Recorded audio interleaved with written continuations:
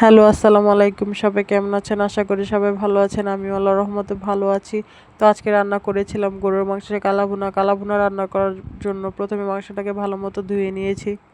যেহেতু প্যাকেট মশলাটা দিয়ে রান্নাটা করব, তাই সকল মশলা অল্প অল্পই দিচ্ছিলাম। তো প্রথমে লবণ দিয়েছি, তারপর হলুদের গুঁড়া, মরিচের গুঁড়া, ধনিয়ার গুঁড়া, জিরের গুঁড়া, গরম মশলার গুঁড়া আর আদা বাটা, রসুন বাটা দিয়ে দিয়েছি। এখন দিয়ে দিব পেঁয়াজ কুচি।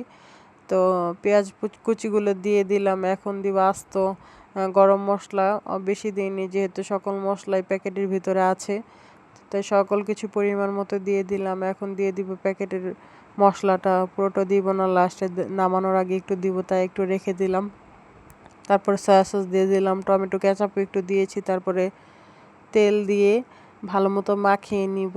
তো হঠাৎ মনে পড়লো যে একটু টক দই দিই, তো হুট করে ফ্রিজ থেকে নামাতে ভুলে গিয়েছিলাম। যতটুকু গলেছে ততটুকু দিয়ে নিলাম। দিয়ে এখন ভালো মতো মাখিয়ে এখন চুলায় বসিয়ে দিব। তো চুলায় বসিয়ে দিলাম মাংসটা। তো বসানোর পরে একটু পরে মাংস থেকে পানি ছেড়ে দিয়েছে। এই পানিটা দিয়ে ভালো মতো কষিয়ে নিব। দেখতেই পারতেছেন কি সুন্দর কালার এখনই চলে আসছে, কষানোর মধ্যেই কালার চলে আসছে।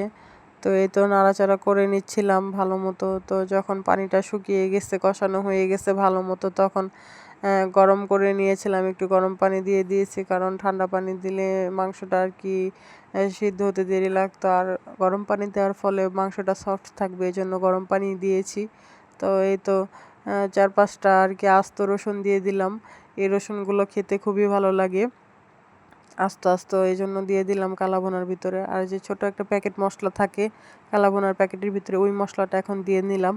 তো বেশি একবারে শুকনো করব না, একটু ঝোল ঝোল রাখবো, যেহেতু সবাই রুটি দিয়ে খাবে এই জন্য। আর এখন আর কি শুকনো মরিচের সাথে পেঁয়াজটা ভেজে বাগার প্রস্তুত করতেছে। এই যে কালার চলে আসছে, প্রায় পানিটাও শুকিয়ে আসতেছে। এখন ওই সাইডটাতে আর কি বাগারের জন্য পেঁয়াজ ব্রাউন কালার করে নিচ্ছি। তো ব্রাউন কালার হয়ে গেলে তখন গরুর মাংসগুলোর ভিতরে এই পেঁয়াজগুলো দিয়ে দিব। বাগার দিলে আর কি কালো ভুনার স্বাদটা বেড়ে যায় আমার কাছে মনে হয়। আর এদিক দিয়ে প্রপারভাবে সব কিছুই কুক হয়ে গেছিলো। তো এখন নামাবো না, আরেকটু মাখা মাখা করব।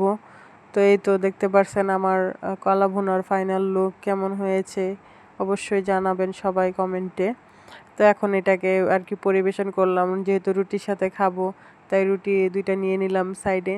তো এখন একটু ছিঁড়ে আর কি প্রথমে আমি রসুনটা দিয়ে টেস্ট করব। আমার রসুন অনেক ভালো লাগে খেতে। তো এই তো মুখে দেওয়ার সাথে সাথে আর কি মিলিয়ে যাচ্ছিল, অনেক সফট হয়েছিল মাংসগুলা। তো অবশ্যই জানাবেন আজকের ভিডিওটা কেমন লাগলো। সবাই ভালো থাকবেন, আল্লাহ হাফিজ।